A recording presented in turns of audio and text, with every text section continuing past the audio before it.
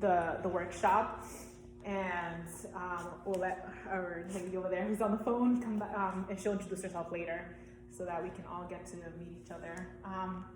So when I was creating this workshop, I was thinking of what made the most sense for women that I have been serving and teaching in the last few years. And the same theme kept coming up with in regards to women not being so successful in their health and wellness. And I was trying to investigate that and figure out, why are these women not being successful long term? Why do they keep failing? Why do they keep quitting? And the overarching theme was always this very stressed out life. Like, their lifestyle, their life was not aligned with what their goals were. They had incredible goals, and not that they didn't have great intention, but they just had so much going on in their lives that they couldn't connect. And so I figured, I was like, okay, how can I help you, wherever you are in that stressed out state, to become more resilient? Because I'm not going to teach you how to get rid of the stress, because many situations I can't, and you won't be able to. Hopefully with time you will.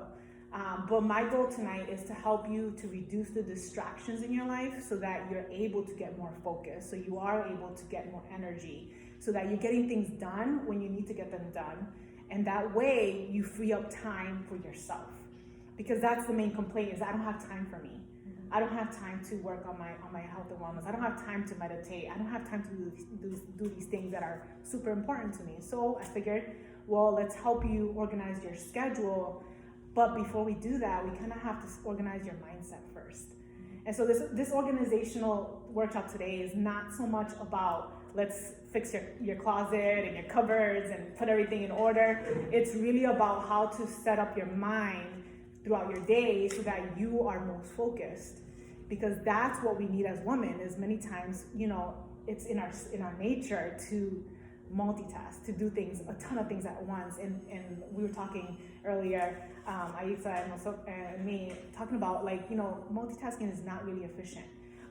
And we women think we're really good at it, but many times we burn ourselves out doing that. So I wanted to kind of jump into that topic, and how do we overcome that stress and overwhelm in our life. But I wanted to share a little bit of where this idea of overwhelm and stress came with me. So I'm a Christian woman. Many of you guys know I'm following me.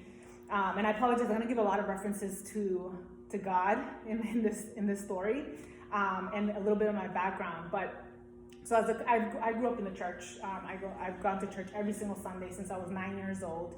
And so I grew up in this environment where I was taught that you serve, right?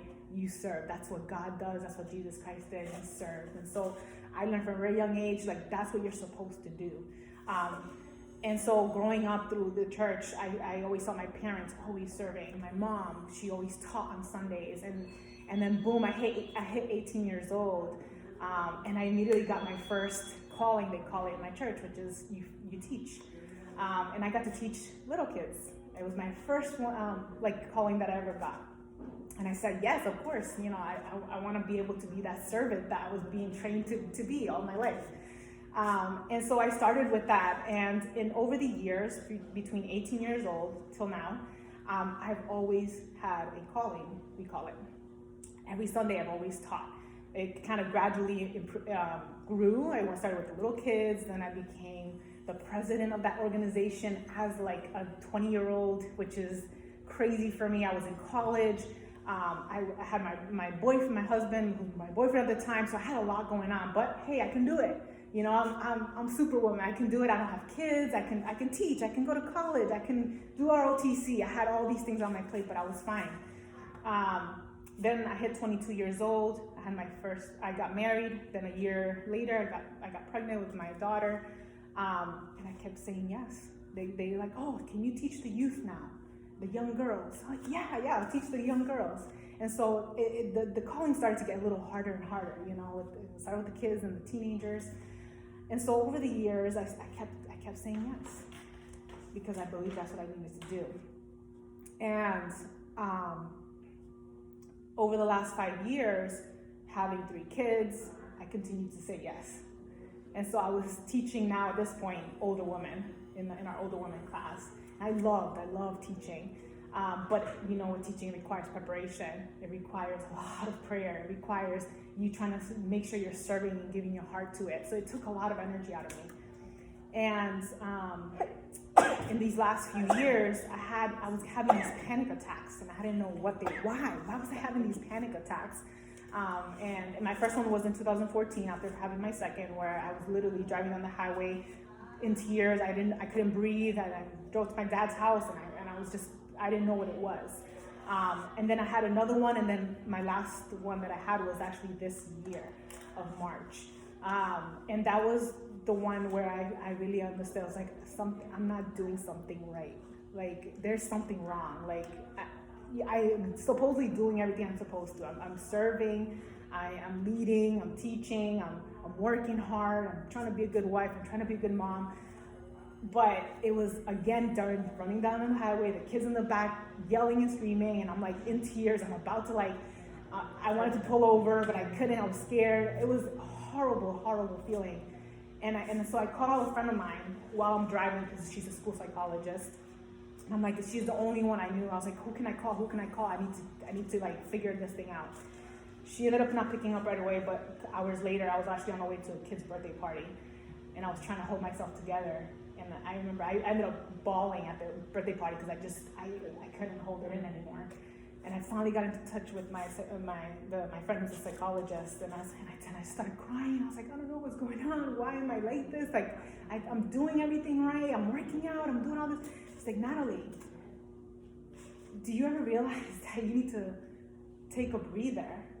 And I'm like, what do you mean? Like, that's what I teach my girls in the groups to do self-care. She's like, but your self-care is a little skewed. And I would have been, well, what do you mean by that? She's like, well, you know, you gotta have to figure out how to manage these big pieces of your life, but you gotta understand the priorities first. And so I'm like, at this point, I was like, I'm going to quit. I'm going to quit coaching. I'm going to quit. I can't do any of it anymore. Maybe that's what God is telling me. Maybe I need to stop.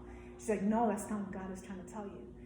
And she shared this scripture with me. And again, I apologize if any of you are not religious or not, but she shared this scripture with me, and it still resonated with me. And now, all these years, I've read this and never truly understood it. But now as a mom, I got it. It's in Luke chapter 10, verse 38 to 42. Grab one of your sheets. Yeah, you can totally grab. If you guys need sheets, you can just put your paper here. What was it? Chapter 10, verse 38 to 42. And this is the story with Martha and Mary. Yep. Okay. Do you guys know that story? So it says, now it came to pass as they went that he entered into a certain village, and a certain woman named Martha received him into her house. And she had a sister called Mary, which also sat at Jesus' feet and heard his word. But Martha was cumbered about much serving, and came to him and said, Lord, dost thou not care that my sister hath left me to serve alone? Bid her therefore that she help me. And Jesus answered and said unto her, Martha, Martha, thou art careful and troubled about many things, but one thing is needful, and Mary hath chosen that good part, which shall not be taken away from her. So what comes to mind in regards to the actions of both Martha and Mary when you read that story? What comes to mind when you compare them, what Mary was doing and what Martha was trying to do? Martha's the one that got upset, right? Because Mary decided to sit.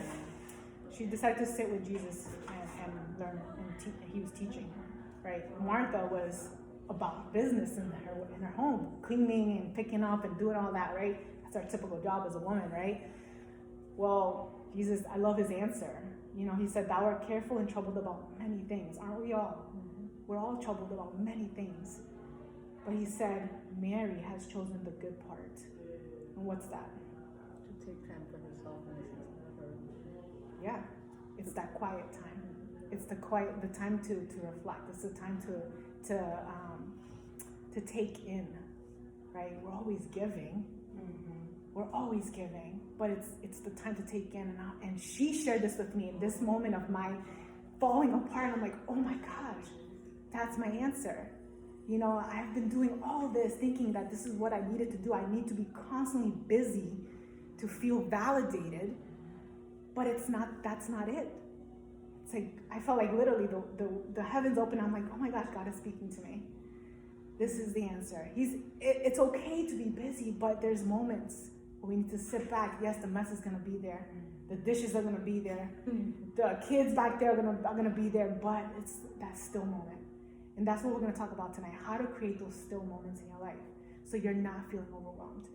So how can you figure that out? And we're gonna kind of build that up for you. And we're gonna start with these 4 areas. And you have the sheet right now. So there's 4 categories that we're gonna talk about tonight. Well, we're actually gonna focus on one because we don't have long enough to talk about all 4. But let's talk about the 4 categories. So the first one is spiritual.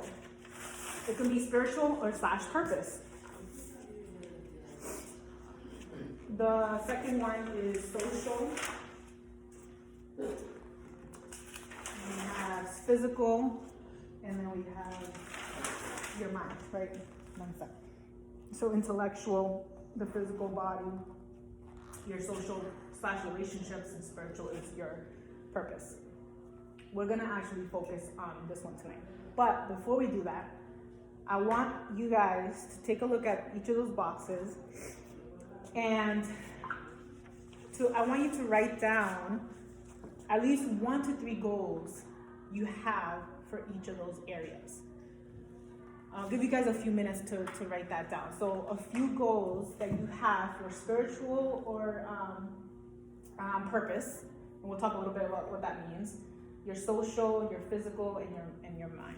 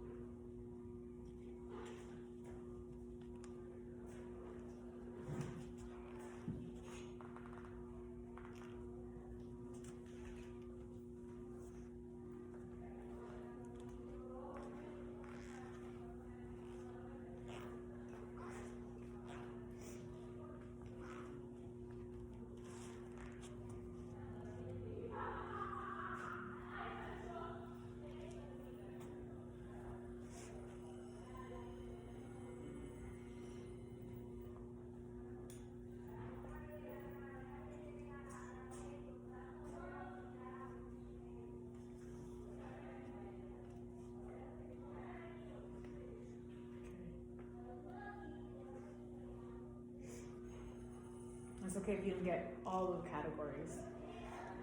Alright,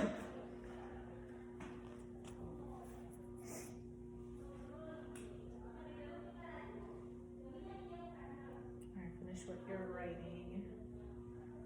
And then we'll go around real quick and just share maybe one goal that you have in whichever category you want to focus on for you right now. Anybody can go.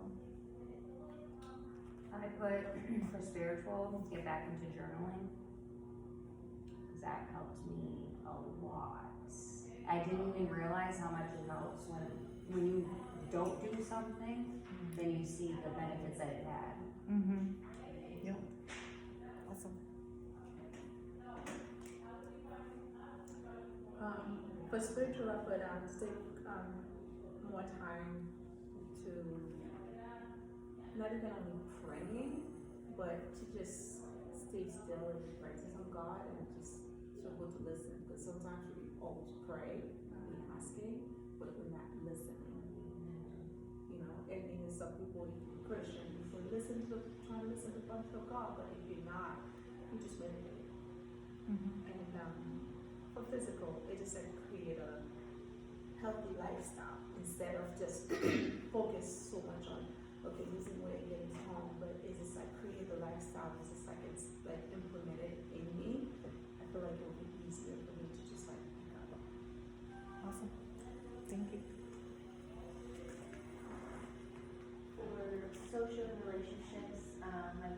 not lash out. I've been doing that a lot lately, just because of the stress.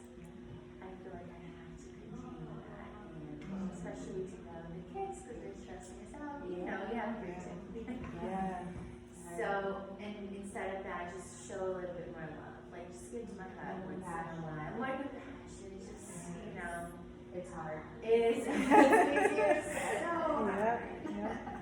On the intellectual and mind, I don't know if it applies to this area, but I just don't feel guilty when you're not doing, especially like when you are taking that moment to sit down on the couch and you know you have a million things to do. I cannot sit there without feeling guilty that it's not all done. So I need to work on that. Realize that it's okay. Yes. And it's, yeah. So we're Awesome.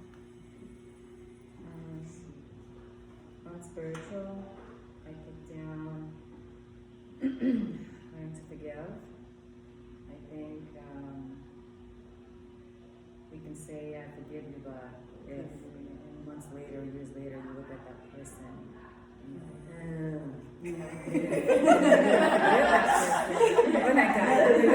A grudge. as a Christian, you know, I'm carrying that with me. I'm choosing to carry it, and so I can't really be awakened and see and reach any goals if I don't learn to forgive, because in the end, I'm not even forgiving myself. To be human, to feel like that. That's and I don't know, because it's like that's what I struggle with. But and then for physical body, I suffer with fatigue, and I had a huge scare this year, and very blessed that I didn't have an aneurysm, nothing was major because it was that. I had a MS. I've had MS for 10 years, but you have multiple sclerosis? Oh wow. What a blessing. And if you don't take care of your body's gonna let you down. And I pushed myself, and I didn't listen to my body, and that's something that we really, really need to do. Like, I stand before you guys with the grace of God, because I don't rely on my own strength. What happened this summer, I knew I shouldn't be behind the car, and I was like, I gave literally the wheel to Jesus. I'm like, I can't be driving, I don't know what I'm doing, I can't. And in the last month or so, I've been having this energy. I'm not gonna lie, I went dancing Saturday night just for 3 hours, my body hurts.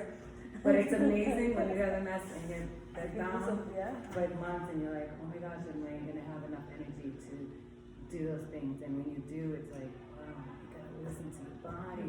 Even though I'm not have 3 kids, like I hear you guys with the kids, and I had one, but she was like 5. But I could imagine it's so much of a juggling act that you do need to be, so organized to take care of you. So those are those 2 things that I work on. Awesome. So I got diagnosed when I was 5 months pregnant with my middle child. She's 5 years old now. But exactly, I just looked up. My sister, I remember, because she was there with me when they diagnosed me, and I was just like, okay, so what's the plan? Oh my gosh. Same mindset, that's hilarious. Yeah, I'm like, and then she walked away. She's like, and she tells me, like, literally, she's like, why didn't you cry? I'm like, listen, God is, I don't know what his plans are, but I know that he's not gonna allow me to stay in this, like, I couldn't see from one eye, I couldn't walk, like, it was horrible. And I'm like, and my 5-year-old is like the spunkiest child ever, like, she does not stay still whatsoever. I'm like, God is not going to allow for me to have this child and me not be able to care for her. And lo and behold, I haven't had a relapse since then. I had another baby, and God is, you say you take control and you give it to him, and he does it. So Total faith. total faith, yeah. Awesome. But it is also learning yourself. When like I went on a vacation with my husband when I was pregnant, I'm like, why would you take me to Portugal when I can't do anything? I would literally walk down the strip. I'm like, I'm tired, my legs, I'm tripping. I'm like, he's like, hey, let's walk. And I'm like, can we take the bus? But you definitely have to learn your body, and I think that's what we're all just trying to continue to. For physical, I put rest, and I put to continue to just learn your body and continue to realize what your body needs and what. And again, it's a continuing learning. Now I'm breastfeeding, so I'm trying to do that. I make things tell you not to exercise. I'm like, what do I do? Eat this. What do you mean? Eat calories? I'm like, Always go with your body. Yeah, exactly. Always. And then for spiritual, I did pray more, and like Natalie, I do have a role in the church where I sing at my church, and then I also teach the younger kids, and it's just like I tell my mom, I'm like, Mom, like you have to give me a break, like I can't do so much, you know, exactly. I'm like, it's gonna take time, like, you know, the classes, I'm like, it's not gonna be I can't do a play with them every single month, like, you know, so it's just learning and just managing everything, but having faith is, I think, the biggest thing that has helped me in this thing. Thank you. All right, so let's focus on the number one that we're going to focus on, which is the spiritual and purpose. And this is the area that I wanted to focus on more so than the other ones right now, is because honestly, stress, a lot of the stress that we encounter in our lives, study after study has shown that a lot of it is related or ties back to our purpose. And many times we get so distracted from and get away from our purpose that we start adding on things. But when we are very clear as to what our purpose is, it becomes a lot easier to get on that path with the things that we need to do. So I'll explain a little bit more what that looks like. But there's a Dr. Chatterjee. He has a book called The Stress Solution. Great resource. And a lot of the material I'm teaching tonight comes from his teachings. He said that when we consider stress, we don't usually think of meaning and purpose, but living a life that's devoid of these qualities is inherently stressful. I'd even go as far as to say that the single best way of living a calmer, happier life is to do it with a strong sense of purpose. But what do I mean by purpose? And one way of thinking about it is as living your life on purpose. And so I love that. And because it really is being intentional in our days. It's about intention. We have to do everything we do, we have to have a purpose behind it. And if there's no purpose, why are we doing it, right? So this is a huge question I want to ask you guys, you know, and I want you guys to kind of answer this in your head is, you know, who are you?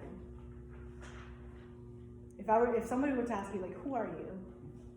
Most people would probably respond, I'm a mom, or I'm a nurse, or whatever, right? Like usually it's with a role that you hold. But the role you hold is not who you are. So understanding that, right? That's the part that we kind of have to understand first is who are you? And I'll explain in a second.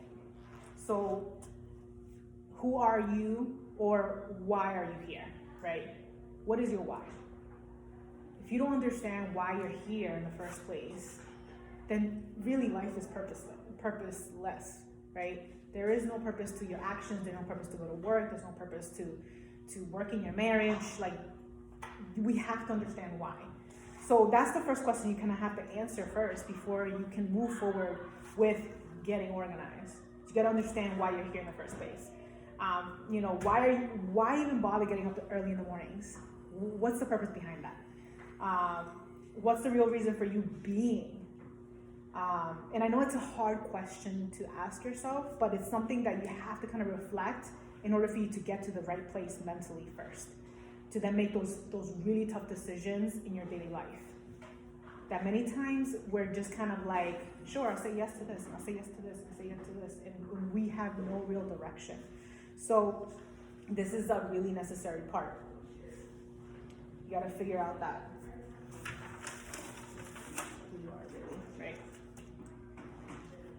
After you figure out your why, who are you really, the most critical piece that most of us always complain about is time. Well, now I don't have time to do that. I don't have time for myself, right? So we gotta figure out how to create time in your schedule. because time is the most critical piece in all our lives. We all have 24 hours. We all have, you know, the same amount of time, but some of us use it way better than others, and that's why we can move forward. We can build momentum in our lives, and others always stay stuck because they just don't know how to utilize it and become more efficient. And the last piece, in order for you to be able to build more consistency in your routines, is you gotta be able to find the calm in your life. And we'll talk a little bit more on how you're gonna do that. But without that calm and quiet time, that quietness in your life, you won't be able to think, right? And we need time to think. And a lot of times, again, I think a lot of my anxiety came from me not having time to sit down and really process everything that was going through in my life. And so it's like your brain like fries, literally. That's how like the analogy I have of anxiety is like your brain fries. And a lot of people think that, oh, anxiety is inherited. Anxiety is chemical imbalances. Yes, it's chemical imbalances, but it's due to these other things that kind of keep adding up. And then yes, your hormones get out of whack, and then yes, the chemical imbalances happen. Yeah. But it's all related to our lifestyle. It's like a burnout. It is. It is literally a burnout. Yeah, it's a burnout. You know, and so when people tell me they've had an anxiety attack, well, I ask them, well, what happened before that?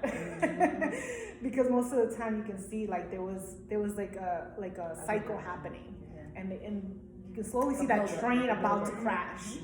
And a lot of times we don't realize that. So that's why a lot of times, you know, as women, we struggle with weight gain. We struggle with addictions. Addictions can be addictions to substances or addictions to food. These two things are related to stress. It's related to the inability to quiet our mind.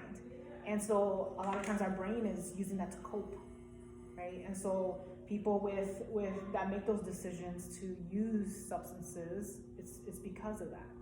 You know, it can always be tied back to lifestyle. So we want to be able to figure that out. We want to figure out what's causing that, and what are you trying to compensate for? Because there's something missing in your life that you're trying to fill that void with, right? And that's why it's so important to find that purpose. Because once you figure out your purpose, it's much easier to say no to the chocolates. Not that, you know, you make chocolates, so I love your chocolates. But,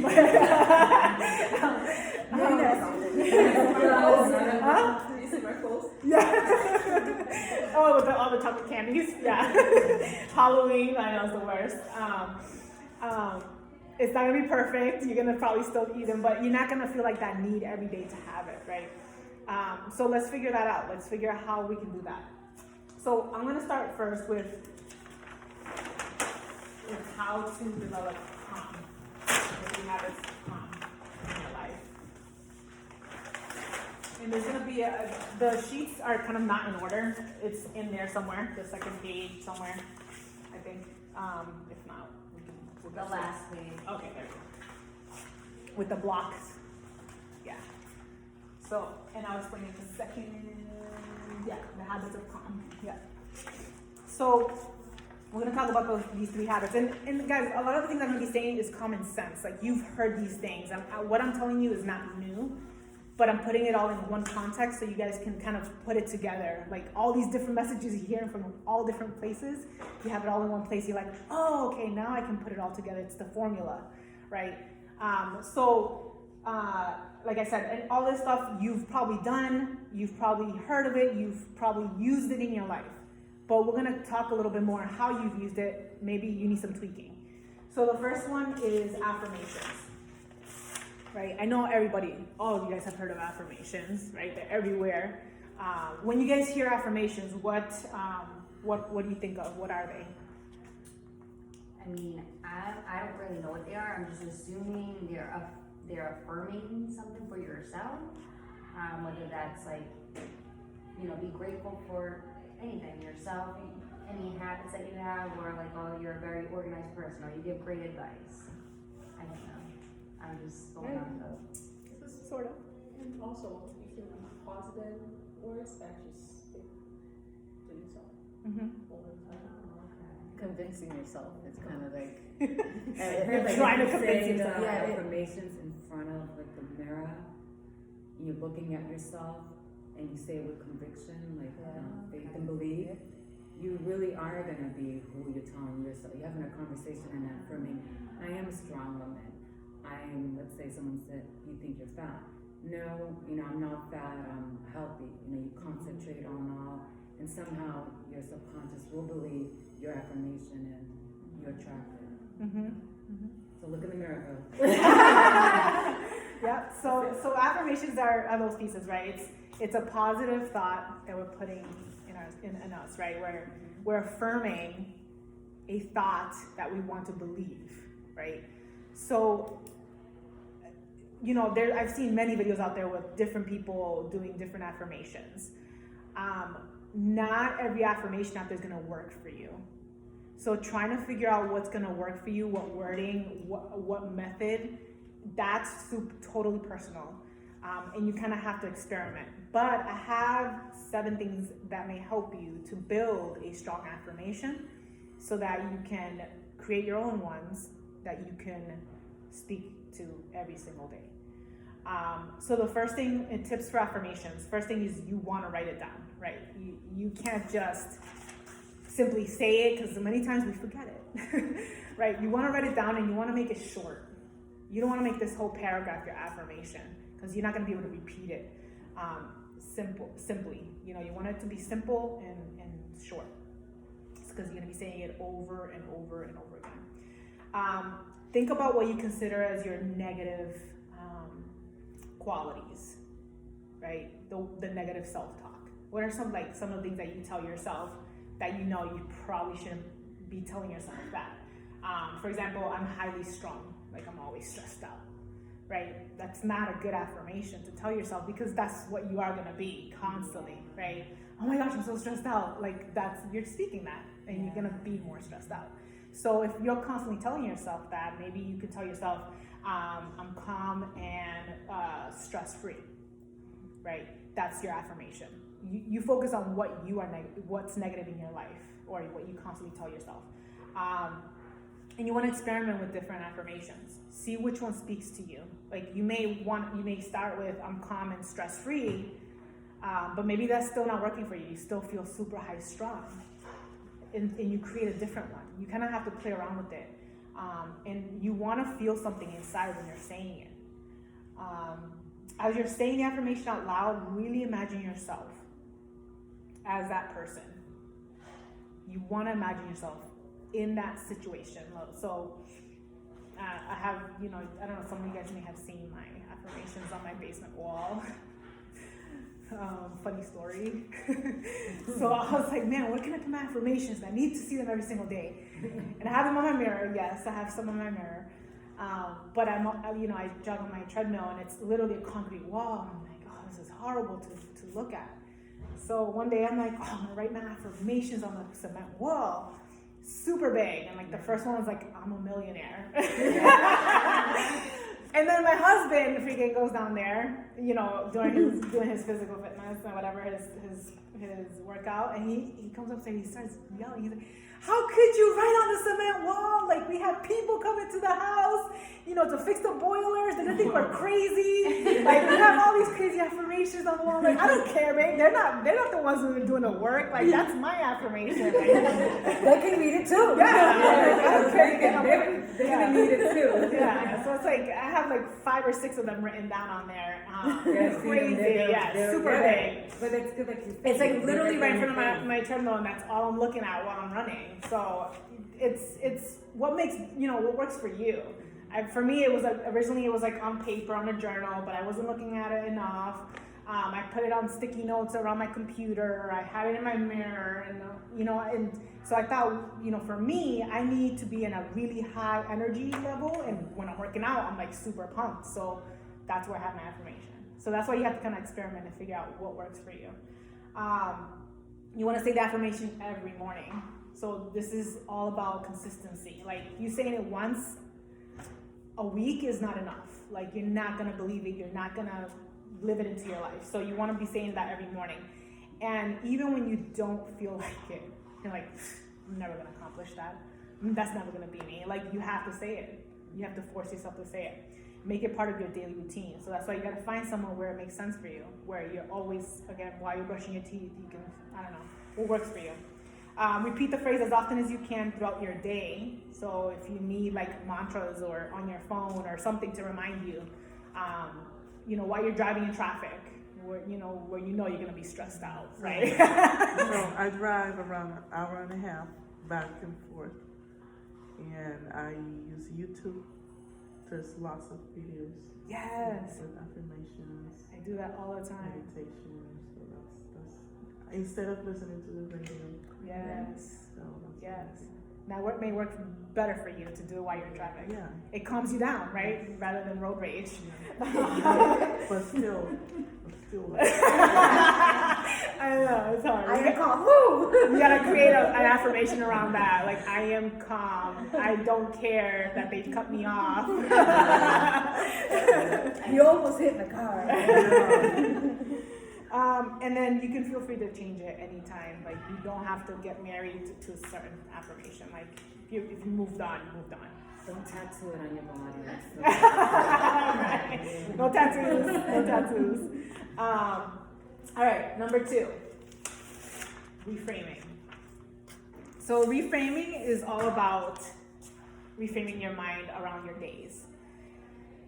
This is probably one of the harder ones because this is where that negative mindset can come in, right? Many of us know people at our jobs where they're always complaining, like, oh, I'm working with that girl. Oh, the boss is here today, or, oh, I got that horrible call. Like, we have people like that around us, right?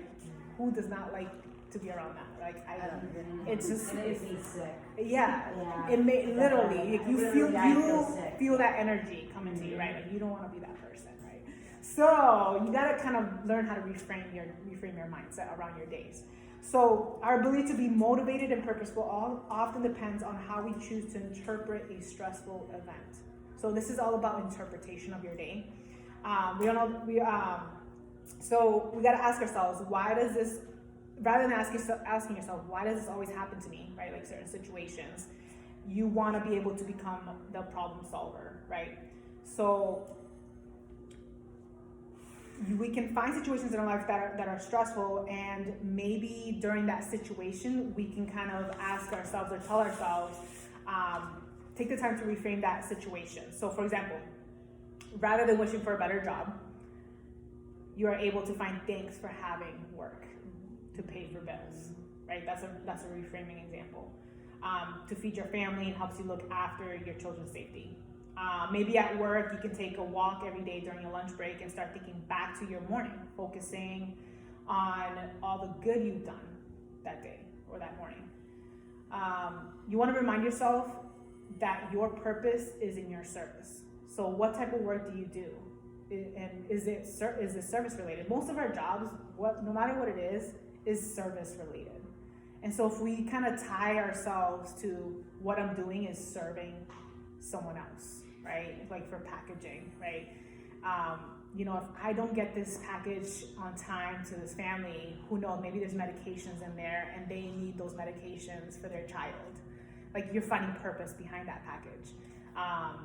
I know for me, nursing is too easy because obviously, like, it's just like, yeah, I'm helping the sick people, right? Like, but for you guys think of an example in one of your jobs where you can make it service-based, where like you're serving in some way or And I form. send campaigns out to people who are looking to buy their first home, and that might be the one, and they get all excited about it, and I'll get a call from my boss saying that campaign generated these leads, and they want to see a home. I was like, okay, I'm servicing someone finding their dream. That's it. Yeah. Even though I'm not actually the realtor, I'm doing the marketing. You're doing that piece of the puzzle. Mm-hmm. Right, and so on the really stressful days when you have deadlines to hit and they're like emailing you, like, I need this in right now, you kind of have to reframe that. Well, okay, I need to bring that in because this family is really needs to find this house or whatever, right?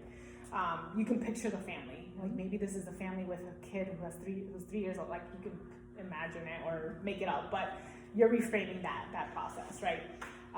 You're thinking, when you're reframing, you want to try to focus your attention not inwardly on yourself, but on that wider world, right? Like, you're thinking on the big picture things, like yes, this moment right now sucks, but there's something bigger than me right now. And if I start focusing on the bigger picture, then I'm not gonna stress out about the little things, right? And I think that works really well as a mom, right? Because we can get really stressed out about the little things like kids, they spilled milk and they didn't take a shower or they broke something, and we can just freak out about this little tiny situation.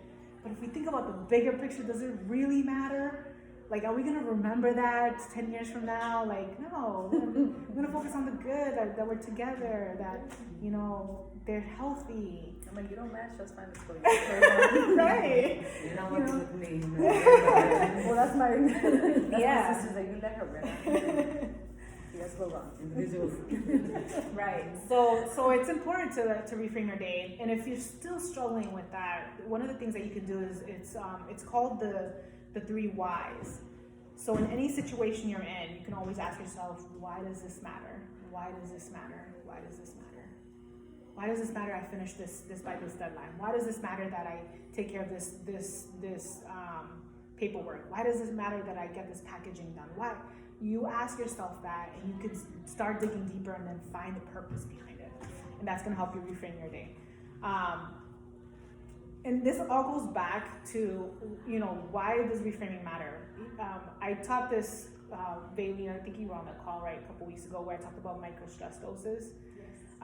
So I talked about this in our group, and this is like a whole other class, but there's these things called micro stress doses. And what it is these little moments in our day that we don't take note of that start to add up. And those micro stress doses then create your personal stress threshold, which is where essentially when you blow up. Most of us, we think of macro stress doses, which is like when your family member dies, when you lose a job, when you lose your house. Those are macro stress doses. Most of the time, you're not struggling through those things in most cases. Most of the time, we have the micro ones. Micro ones count as like your alarm going off. You wake up, like that's immediately your body like shock. That's the first dose. Then you have another dose, like, oh, you snooze, you press the snooze button. And then the second time, that's another dose of micro stress.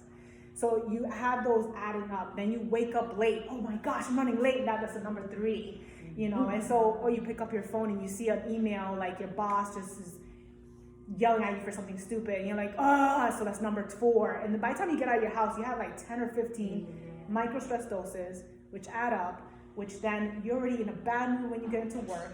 And you add more throughout your day, like you have hundreds of those.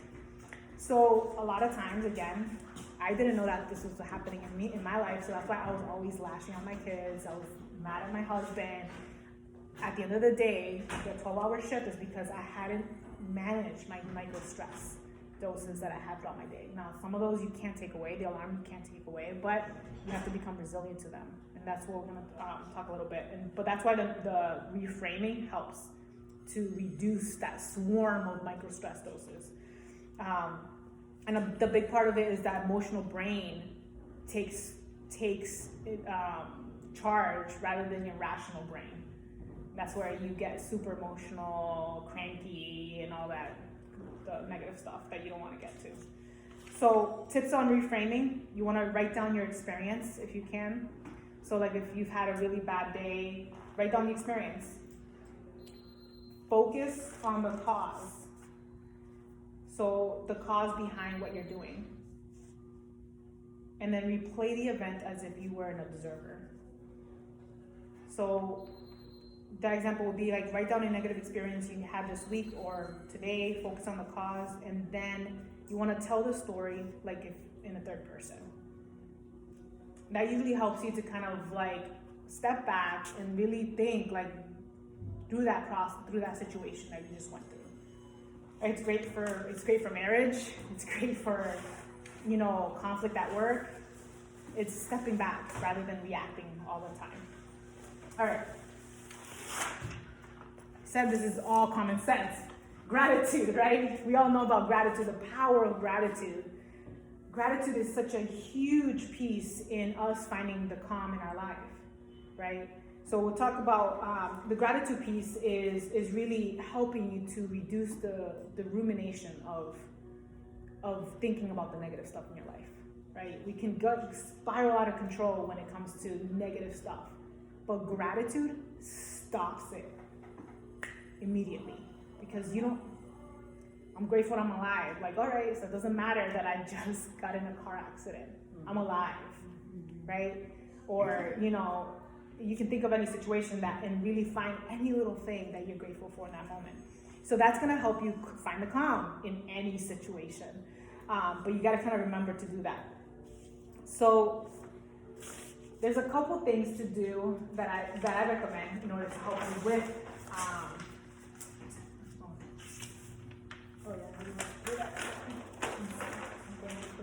So the 3 P's. So with gratitude.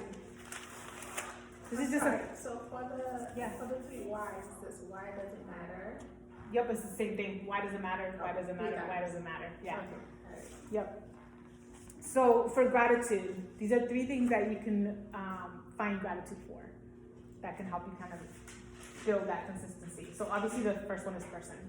Think of a person you feel grateful towards that day. And with all the power you can muster, focus on wishing them gratitude. So one person a day that you can think of, right? That you can muster all the energy and just be so grateful for that person.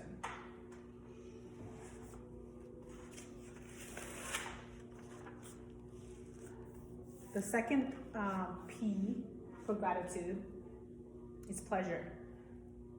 So think of a moment in your day that brought you pleasure. And with all the power you can muster, focus on reliving that experience. And then flood yourself with a powerful feeling of gratitude over that situation or that moment of pleasure. So just in this moment, you're thinking like, oh my gosh, I loved, hugging my son and him kissing me and the smell of his shirt and, the soft hair as I cuddled with him, like at the end of the day or something. And you just have such a stressful day, but you're focusing on that little piece of that day. It's so powerful when you think about those little details. And then the last one is promise. This one's fun because I'm always focusing on the future. This one's think of something in your day that popped up that held some promise for the future. So maybe something popped up and maybe you made a networking connection and they're considering to collaborate with you. That's something that you could get excited about in the future. Oh my gosh, I can't wait to collaborate with this person because they're incredible and they have an incredible spark, right? So you're focusing on the future. And if you want to magnify any of these, write it down, right? There is power in the journal thing. That's why I think you mentioned it, because it is. There is power in writing things down, writing the affirmations, writing these pieces that we mentioned. It has power because not only now you're speaking it, now you're actually like really feeling it as you're writing it down. So now that you have your mind in the right place, now we'll get to the scheduling piece, because I know that's the part you guys are kind of wanting to dig a little bit deeper. This is like where I've really had to master hardcore in the last couple of years, more so than any other time. And if you guys need more paper, there's paper up front too. How am I doing on time? What time is it? I can't look at my phone because... Windows 7. Okay. Perfect, we got plenty of time. All right. So, how do we reduce stress? Let's talk about this for a second. So before we get to the schedule, let's talk about, did I skip a page? I did skip a page. Schedule your time, there we go. Let's see. So before we go into the scheduling your time, I wanted to share with you how I got to this point, because this was probably like my missing piece when it comes to health and wellness, because I had been working out, I had been fixing my eating, but then boom, I got pregnant with my third one, and like everything fell out the door, and I was kind of starting back at square one. At that point, I really lost control of my schedule, because obviously I'm now at a baby's schedule of breastfeeding, overnights, not sleeping. And I really felt that anxiety coming back, like hardcore. I had no control of my schedule anymore. And that kind of shows the power of having control of your schedule. So after 3 months of this crazy up and down hormones and depression and anxiety all over again, I was like, I need to take control of my mornings again. Like, I knew that's what worked before, and I needed to do it again. But I was like, how am I gonna do it with the newborn and 2 other kids? Yeah. So 6 months after, I committed to just starting with my mornings, and I'm gonna talk to you guys at the end on specifically what my mornings look like. But I started with my mornings, and that was like the catapult that ended up like pushing me into getting more and more resources. And I ended up falling upon a couple things. First, and I know you've heard of this one, is called The Miracle Morning, which is a book specifically teaching you, people that are not morning people, how to get up earlier, how to develop habits at night so that you can wake up earlier. Incredible book. So I fell upon this book. The second one that I fell upon, which is where my scheduling started to change, was High Performance Habits. And this is 6 habits that Brendon Burchard created in order to help high performers to get their life in order, essentially. And one of those areas was your schedule. And I was like, damn, I know this is my weakness. I need to figure out my schedule. And so that's when I started to schedule every little thing on my calendar. Like, I mean, when I went to the toilet, when I showered, like, I had to go like so detailed because I had no control of my days that I needed to kind of figure out, like, for me, I think, I don't know for all of you, I don't know if you guys feel like this, but when you have control of your day, you feel like, okay, I'm okay. I got this. I got this. But when you don't, you feel like you lose control, right? So that's essentially what ended up happening for me. And so I started to schedule my day hour to hour. And I got a specific calendar or a planner that has hour to hour scheduling, and that's exactly what I did. So when it comes to your scheduling, let me hold on to that one. So starting with your morning, you want to try to start waking up a little bit earlier, right? So I started with 15-minute increments. That's where I started to just wake up earlier so I can do a prayer and meditate. Like, that was it. Like, I was like, I'm not gonna get a workout in. That's not gonna happen anytime soon. And with time, I started to increase that by 15 more minutes.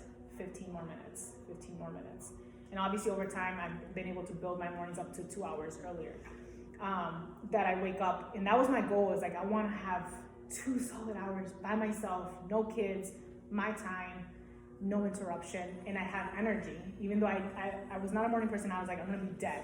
I'm not gonna have no energy. With time, building that incremental, like, I have the most energy in the mornings than I ever have. So that for me has helped me to do that, and then I was able to add the exercise and all those other routines. So it's crazy because in some ways humans are incredible creatures, right? When we're wired to get a little bit of dopamine, a little dopamine buzz by completing tasks. That little check. It is. It's that like that buzz. It's a buzz. And so when you start early in the morning getting that buzz, it's that extra boost of energy in you. So a lot of people always ask, like, how do you have so much energy? Because I'm completing like 10 tasks right off the bat. I'm on a roll. Like, it feels I got good. it for the rest of the day. Yeah, and it builds momentum. It increases productivity. It increases these other things you're trying to improve in. So that's why that there is power. And some people say, like, I'm not that morning person. I can't do it. And I always challenge people, okay, you're not a morning person. We'll start with an evening routine, right? And then work our way backwards. So it doesn't have to be right off the bat, but I want to encourage you to make your goal to have that morning routine, because morning does have scientific research that has proven that can really make an impact on your energy levels, your joy. It's improved depression and anxiety, all those things that a lot of women suffer with. It will make an impact. And in the book that I was reading for the stress solution, it said that top CEOs around the world use scheduling for this reason. It helps them be more productive while ensuring they have ample time to pursue hobbies as well as spend time with their families. Right? That's a lot of times that's what we're complaining about. That we don't have time to do what we love. We don't have time to spend with families. So this is where that scheduling piece is going to come into play. So here's a guideline to start with in what you should schedule during the day, because a lot of times we're scheduling only work, and that can be really unsatisfying. Again, that's where the burnout comes in. And even I'm gonna say it, because I say in the beginning, I'm a Christian woman. I've served in my church. And my friend said the same thing. She's like, Natalie, you're going to church, but you're still working. So I was never getting a break. And so you got to realize like you need a break. And part of that break is scheduling it into your schedule. You don't need a break. And a lot of times we think, okay, I'm gonna rest on the weekend. That's not enough. We need to rest on a daily basis. And part of that rest is finding these three things. So the first one is what would love to spend more time doing. So what would you love to spend more time doing during your day? You want to schedule that in. What would you love to do? Something you feel you can't find time for in your daily life right now, but you would spend more time doing.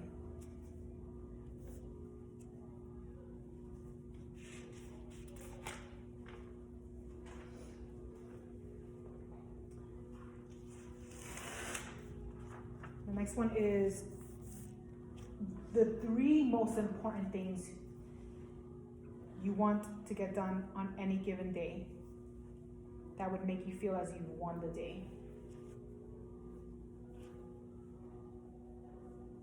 So every morning you want to put in a little box on your calendar, your schedule, what do you want to have more time to do, and three most important things you want to get done. You may have a list of 10, but focus on the three. And then the last one. Which person would you like to spend more time with that you currently don't spend time with enough?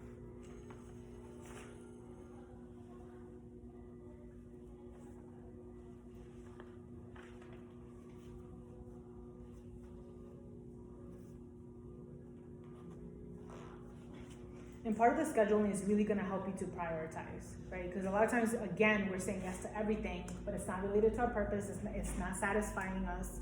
So again, we're draining ourselves. These things should be on your calendar first. And then you put your work, and then you put the other things, right? And then you kind of will start feeling satisfied. You'll feel like you're full. And a lot of times, again, we'll be able to then pour into our kids. We'll be able to pour into our relationships. Those other goals that you have, you'll be able to work on them once you start to do this. All right. So,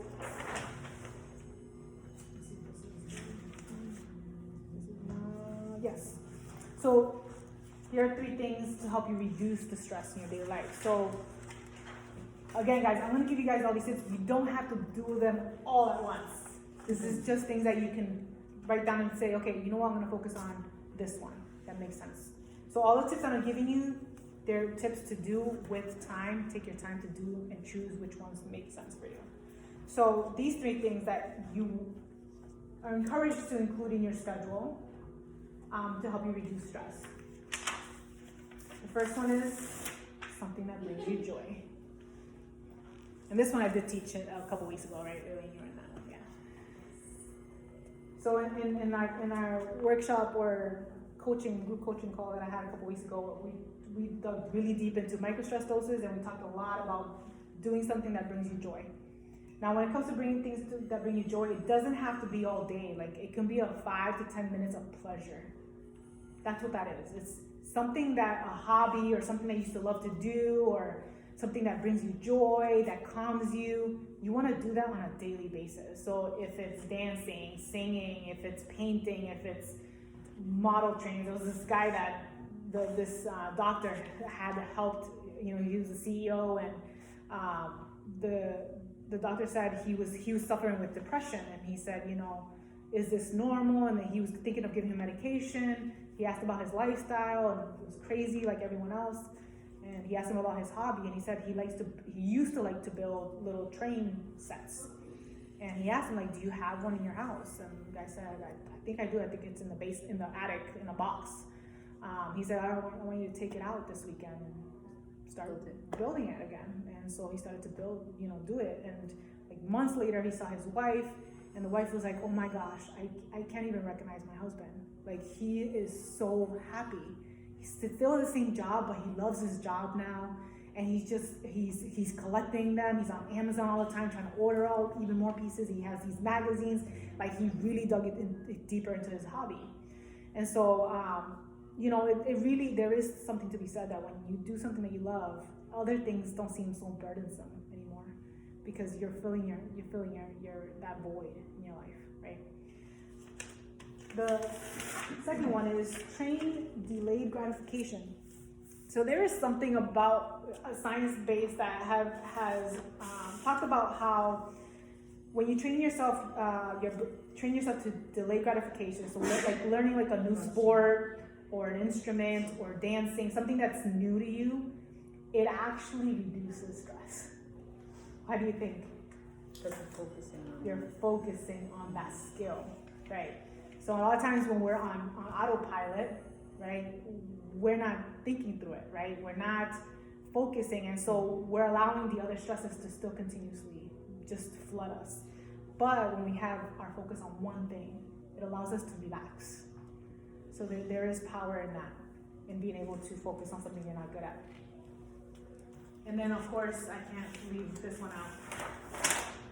Movement and exercise, right? Exercise, man, it's gonna reduce stress. It's gonna reduce it. Even if it's yoga, something, you gotta move your body. So true, even stretching. Yeah, stretching. Oh my gosh. It's so powerful, and this is why I got into health and wellness first as a foundation, because I knew that this was like the answer. And it was the answer for me, and that's how my journey started, was exercise, and then everything started to add on to it. But it is truly powerful. All right, I know this one's gonna be probably one of your favorites. How can you feel less busy? I feel like a lot of times it's just our schedule is so busy and it's overwhelming. Again, it's not gonna be rocket science, but it's a reminder of how you're gonna feel less busy. Protect your time. Number one, right? You gotta protect me time. So this is why, like, I protect my morning routines. Like, my husband thinks I'm crazy. Like, he was gone for 4 months, and he was waking up at 4:30 every single day on his training that he was in. I was also waking up at 4:30 while he was gone. Now that he's back, he's waking up like at 8 because he'd have to get into work till like 10. And I'm still waking up at 4:30, and he thinks I'm crazy. He's like, well, why are you waking up so early? I'm like, babe, this is my time. This is my time. I need my time. Like, if I don't have my time, I'm super miserable. And for now, it's just second nature. I get up, but it's taken me, I'm not gonna lie, like 2 years to get to this point. It takes time. It takes discipline. It takes failing a lot. It takes, but you just gotta build a routine that works for you. And now, like, I look forward to it. Like, I roll out of bed. I don't press the snooze all the time. Like, I'm just up and ready to go. Like, I know I'm going to my office. I'm gonna pray. I'm gonna read. I'm gonna journal, plan my day out. Like, it's just so satisfying. That's what you want to find. You want to find something that fills your soul in the morning. So I don't know if that your me time is going to be in the morning, but for me it is. But whatever that is, you make sure it's on your schedule. Refocus. You're refocusing during stressful times. So this is the example of, again, like the stressful commute. So, and I love you're doing it already. It's, rather than focusing on the traffic, listening to an inspiring podcast, watching YouTube that has like affirmations, doing a bit of meditation with an app, focusing on deep breathing. So it's refocusing during stressful times. So, yeah. So what about when it's like it's a stressful time, not like that. Like, let's say you have bills coming and you have all these bill collectors and you have this and that going on, and you hardly focus because they're not going away. I mean, I'm trying to say like the traffic, of course, but when these things are not going away, and you're just like constantly stressed out. How do you deal with that? Well, let's go back to one, the reframing, right? Yeah. It's the reframing exercise. And then two, it is refocusing during that. So what can prepare you before you sit down with your bills that can put you in a state of calm? So is it meditation? Is it looking for gratitude? What can I be grateful for before I open this envelope that I know it's gonna hit me hard, right? It's gonna hit you hard, but you have to, what that letter is. You already know where the sender's from. You're like, all right, I know what this is. So even before you sit down, you create a routine. Is it on Mondays? Is it on Saturdays where you open these letters? And create a routine, a 30-minute routine. Go take a walk, go meditate, go journal. Prepare yourself. What can I be grateful for? And you start developing that routine, and you prepare yourself for this stressful situation. That can apply to anything, whether you're trying to ask for a raise, whether you're trying to, maybe you're going to change jobs and you're considering to quit, and that's super stressful. Like, you prepare yourself in any situation. Maybe you have to have a really tough talk with your spouse, that you've been really pissed off about this thing that he's been doing. Whatever it is, you have to prepare yourself, because you don't want to be in a state of stress to then stress out the other person, or that stress, which is going to add more, because it's already stressful enough. It is, again, that's why I started with mindset, because all this is around mindset. And so that's why you got to figure out your purpose. You got to figure out why you're here in the first place. Why are you doing this? And then reframing that. Now, obviously, after you've done all this, then you have to kind of figure out, okay, maybe this is the whole reason why we're doing this, is because it's going to clear your mind. And you're going to be able to start problem solving. Organize the finances, organize, yeah, whatever it is. But a lot of times we are so overwhelmed with so much that we don't give space in our brains to problem solve, to allow ideas to come into our mind. And so the quiet time is going to create that opportunity for you to start problem solving. What am I not doing right? Maybe I'm missing something. Maybe I had to do this with me and my spouse 2 years ago. 2 years ago, this time frame, I made a decision. I was like, we're going to a financial planning course. And I had to ask my husband, and I was like, are you open to that? Because we need to get our finances in place. Because it's not, I'm dealing with the same thing with the bills and all this stuff and the stress. And so, but I had worked up to that point 2-3 years prior to that to prepare myself mentally, and allowing that space in my mind to be like, I'm ready for this now. I'm ready to take a course. I'm ready to get organized. So, but we have to make the time. We have to develop our mind and be able to find that calm in our lives first. All right, last one. Downtime, tech-free time. Huge. Next, this is a huge issue with our generation, where we're constantly on our phones. We're constantly on the TV, or it's something. We're always taking in information. And study after study has shown that when we pick up the phone, our brain doesn't stop working. It continues to work. So the problem with that is, you can be standing in line, right, waiting for your coffee or something, and you grab your phone because you're bored and you're waiting for the line. And you're constantly making your brain work. Rather than do that, set up tech-free time. Maybe every time you're in a line, you put your phone down and you just people watch. That's downtime. That's allowing your brain to kind of just reset, right? Another tip that I gave them in the group as well was create tech-free time for lunch. There's no phone during lunchtime.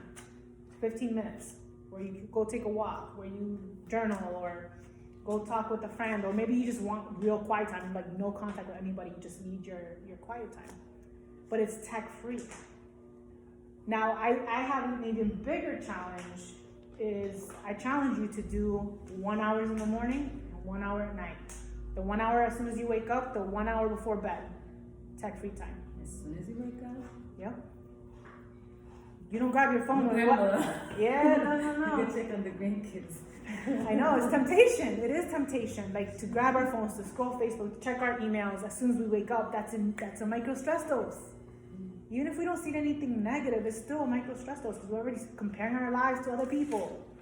That's stressful, right? You don't want to. Who cares what so and so is doing? I know you like to watch my stories, but I'm on Facebook because I'm watching you. first hour is awesome. Replay it later. Right. You can watch it later. But yeah, no, that's your sacred time. It's gonna allow you to have that energy. It's gonna give you the downtime so that you can feel refreshed. For me, like I watch TV to like veg out, like Netflix or something, and it's like same shows over and over because I don't have to really think through it. That's my like shutting my brain off. Yeah. That's my shit. And that's my rule is while I'm doing that is the phone is off. Yeah. Because I used to multitask. I used to be watching the show and scrolling Facebook. Oh, I do that. And it was so stressful. yeah. Yes, so stressful. Like you have no idea. And then the kids came in and I'm like, leave me alone. They want my time. Like, because I didn't really get a break. You know, so now I keep my phone in the kitchen while I do my vegging out time. That's my vegging out time. And I don't feel guilty about it anymore. I don't either. Yeah. I'm like, I'm gonna go watch College Midwives. It's gonna go. I like The Office. That's just my thing. I veg out in The Office. Golden Girls. We all have our show. Yeah. Like, but that's your time. And like, take the phone off. And trust me, you're gonna feel the difference. All right. Let's do. Okay. Lastly, and we talked about this with Aisa earlier. Finding a way to zone in the mornings.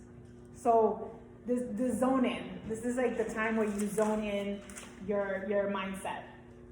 So it says the very act of putting yourself through a series of familiar, habitual steps at the same time every day tells your system that you're in a place of safety and control and helps shift you into thrive state at just the right time. So this is how zoning in. So this is talking about zoning in. So by you doing the same actions every single day at the same time creates a zone that allows you to have a safe place, which will help you shift into the thrive state at just the right time. So this is where I created my morning routine. So I literally know exactly what I'm doing step by step. Like it's like clockwork. It's like what's that movie where it's like repeating over Groundhog Day? Like my mornings are Groundhog Day. It's like the same thing over and over again, but it gives me safety, it gives me comfort, it gives me energy, focus, everything that you're looking for. You're able to get that when you create that consistency in your routine. So that's where you have to start finding out what that looks for you and building that into your day. So is it at night, the 1 hour before bed, and you start like at 8 p.m., you turn off the TV, get the kids to bed, you go to your bed, you grab your book, you journal. Like you have to create a routine that works for you. So you can either get ready for bed or wake up for the day. That's gonna get you into your thrive state. And all you need, guys, to start is at least 10 minutes. So start with 10 minutes and build a routine. Again, when I go back to your schedule, like you're scheduling minute by minute or hour by hour. So if you're doing a 10-minute routine, okay, first minute, pray. Second minute, read the book. Third minute, journal. Like you have to do a play by play. It's like getting ready for a football game. That's what you guys are doing. And by doing that, you're gonna zone in. That's why they call that for football players, right? They're in the zone. You're gonna do that for yourself. You're gonna become like super powerhouses when you do that, right? And that's why, sometimes in my stories, I put like game day. It's game time, because that's what it is. Like literally, I get into my zone and it's game time. I'm the boss of my life. I need to get things done, and I need to be in the zone to do that. So that's why that's so super important to create that in your schedule. So a few tips that you can do in the morning to zone in the morning. One is mindfulness. Create some mindfulness. This is like your meditation.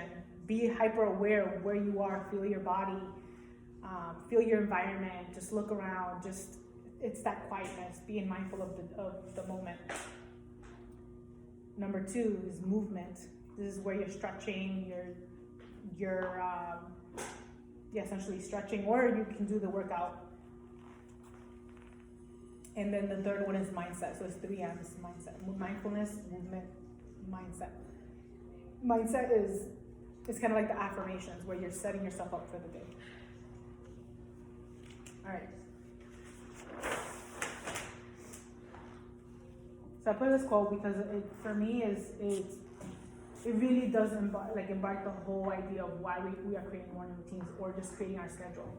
So what you do at the start of each day sets up the way you live that day. And those individual days build up into a whole life. A life lived on purpose with purpose. So every single day matters. Every single day adds That's up. your quote? No, it's from the book that, the stress solution. Every single day adds up. And that's why it matters where you focus, where your intentions are, what your purpose is. So as you start to create your schedule around these different tips that I gave you guys, you're gonna start to create your own routine. You're gonna start to develop the consistency. Because at the end of the day, this is what's gonna get you more organized, give you more time in your day, and help you feel more satisfied and less stressed out. You know, and again, your situation may not change, but you're gonna feel different about it. You're gonna look at those events or trials, difficulties that you're going through in a different way. That's gonna allow you to feel more joy and gratitude despite it. And it's gonna allow you to have that open mind so that you can take in what you need to take in. A lot of times we don't give ourselves that time in our schedules.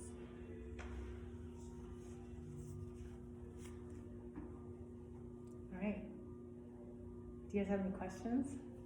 I know it's a lot of information, but my tip for you guys going home is take some time to journal and think about what makes sense for you to start on.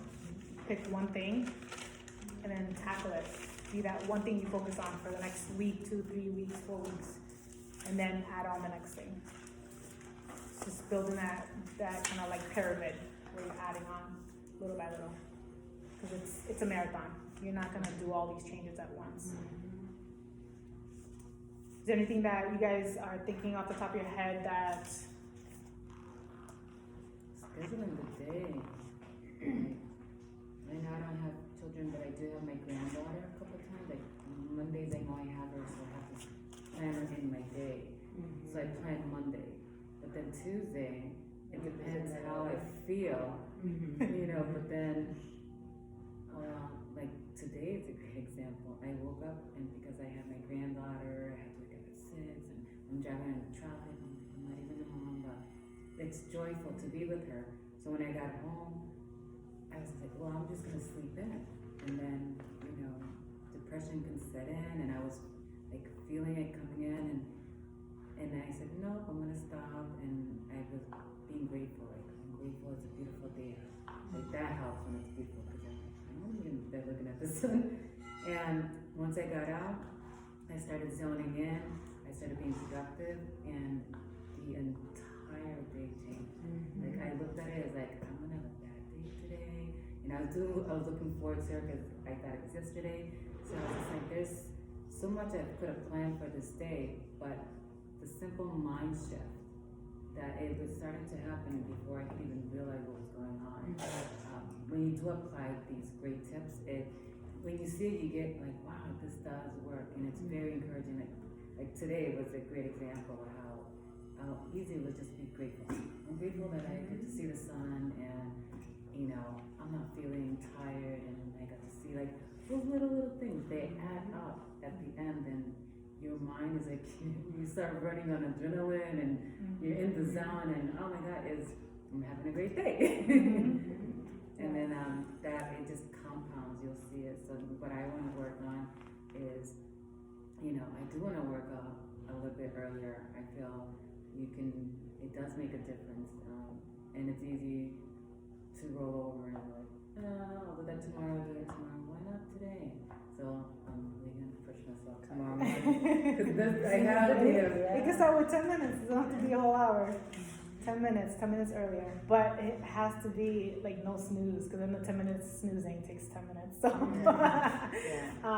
and the tip that helped work for me, which I learned from the Miracle Morning, was putting my phone Away. like super away, where I have to get up, and I'm like, I'm already up, so I can't go back to bed. Yeah, that's what I do.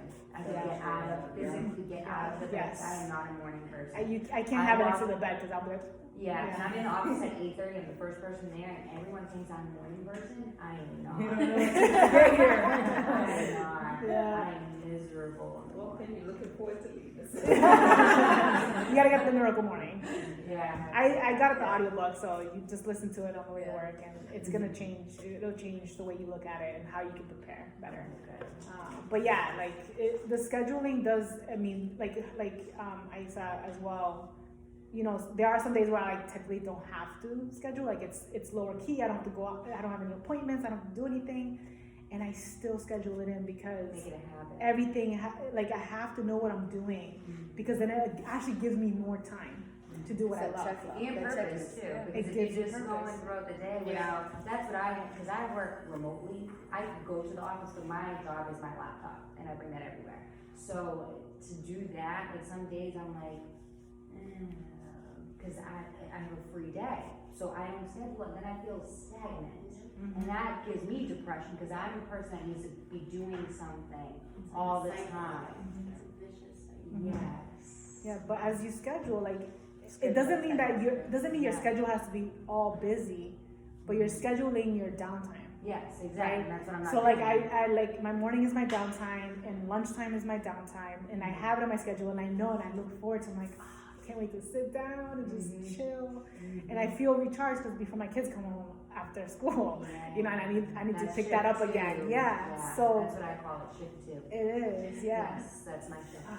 Yep. So that's all. And I was like, you're going home, I'm like, this No. is where the real time Yeah, starts. This is my second job.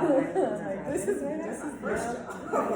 This is my easy job. I'm like, going home to what's at home? I I'm gonna go know. volunteer because I'm gonna pay for that second job. Somebody said working moms, in regards to working moms, that it's a privilege because we get outside the house Yes. and Right. do something different, and Yeah. it's actually a rest for us. It is.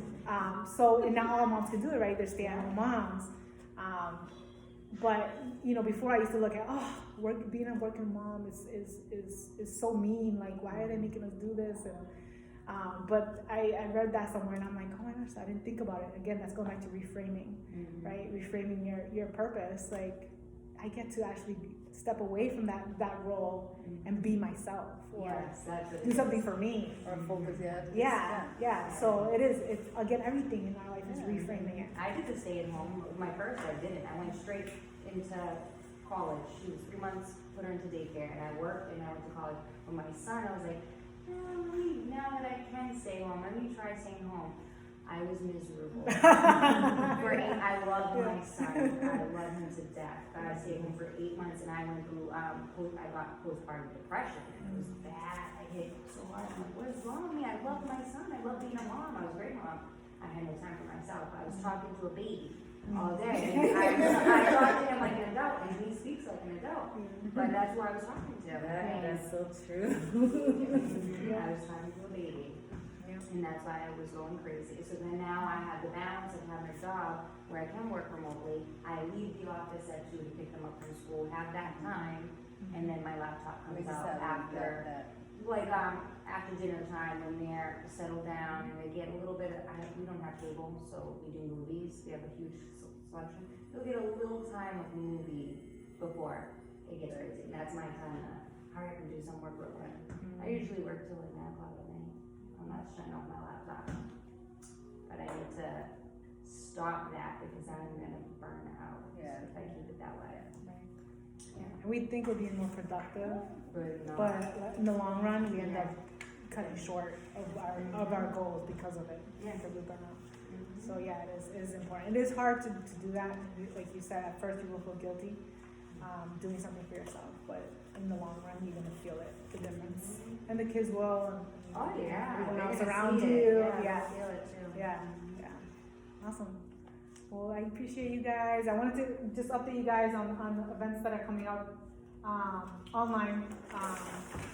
So, like you mentioned, accountability is huge, right, Maylene? You guys have worked with me. Accountability is huge, and one of the things that I feel really empowered me was having an accountability partner, was having somebody to push me, was having somebody to challenge me when I didn't want to challenge myself. And so that's why I provide online health coaching, and I provide accountability. I've really changed that accountability process even more this year after working with women for a few years and seeing like they're still not showing up what is going on. And so that's why I really mentioned like I've gotten tougher in the groups. And I do that for a reason, because I realize that we do need that extra push, and the people who are up for the challenge will show up, and then others that are not ready for it, that's okay, they're not ready for it. But hopefully, you know, if you guys want to continue this process, is essentially kind of like what I do in my group coaching calls on a weekly basis, and we do more hot seats. So each week I pick someone and we do almost like a one-on-one in front of the group. So each person gets to learn from each other and their stories and what they're struggling with. So I believe, you know, we learn better in a social setting versus one-on-one. That's why I don't really do one-on-ones anymore. And so I do kind of like my one-on-one in a group setting. And so after teaching my workshops or my group coaching, that's when I open it up for that hot seat, and one woman volunteers to share what's going on in her life that week. So that's kind of how my groups work. We do workouts, nutrition, and then on November 25th, we're doing a 5-day hormonal rebalance, because this is another piece where I found a lot of women are struggling with when it comes to hormones, because a lot of times, again, anxiety, depression is related to our hormones, and a lot of times we can't lose weight because of hormones, and we can be doing all the workouts, we can be eating clean, and it's still not working. And so I've been doing a lot of research on hormone imbalances, and finally I'm creating like just a short course to help moms and women who are struggling with that piece. And this group is free, so anybody can be part of that 5-day hormonal rebalance on November 25th. This is the paid one. And that one is personalized, so depending on what your goals are, what you want to work on, we kind of chat, and then I kind of work with what you want, and then I give you a packet price for that. All right, I think that's it. Awesome, good job. Thank you.